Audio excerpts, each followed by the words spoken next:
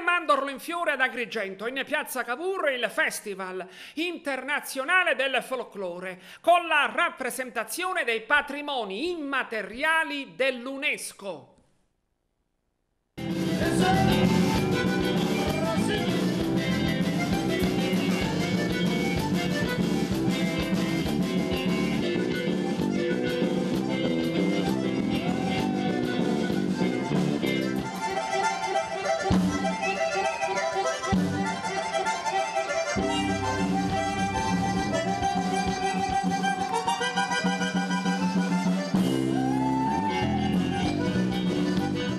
Stamattina abbiamo avuto il piacere di assistere a una esibizione molto particolare che ci è stata offerta dal Consolato americano di Napoli, con il quale abbiamo un buon rapporto di collaborazione. Era nello spirito della nostra idea di Mandorlo in fiore, la tradizione che viene rivisitata, che viene aggiornata e reinterpretata. La cosa carina era vedere i gruppi nel loro abbigliamento tradizionale danzare su ritmi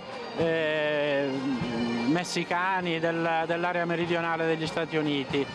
Penso che tra l'altro oggi è una bella giornata, ci saranno tanti eventi, naturalmente l'evento clou sarà la fiaccolata che si svolgerà dalle 18 e poi il concerto di Elio e Roberto Prosseda al Palacongressi per chiudere la serata e per festeggiare anche la festa della donna. Ecco, infatti oggi 8 marzo, festa della donna, ingresso gratuito in tutti i siti archeologici. Sì, naturalmente anche nella Valle dei Templi, è un'iniziativa dell'assessorato che ovviamente condividiamo e cerchiamo di promuovere quanto più possibile. L'ultima domanda, direttore, quest'anno il gruppo vincitore sarà deciso, scelto dal pubblico del Mandorlo in fiore?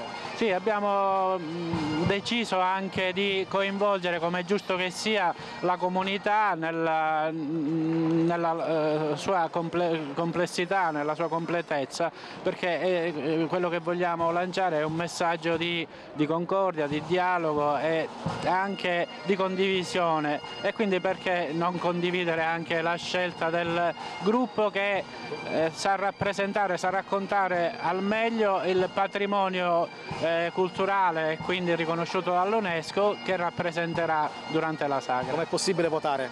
È possibile o attraverso internet o direttamente all'interno dei due spettacoli che ci saranno venerdì e sabato, dove saranno distribuite le schede e quindi ciascuno potrà esprimere il proprio apprezzamento.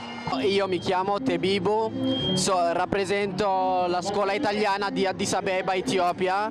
Siamo qua e presentiamo questi balli tradizionali etiopici. In generale sono 80 etnie, noi rappresentiamo alcune. Alla scuola italiana noi praticamente studiamo tutto in italiano e 3 diverse lingue. Ecco, tutti noi, quelli che vedete qua, parlano tutti italiano e infatti rappresentiamo la scuola italiana, siamo felici proprio di venire qua e vogliamo ringraziare tutti coloro che ci hanno invitato e che ci hanno dato questa possibilità. Del parco archeologico c'è il link predisposto, si vota il gruppo.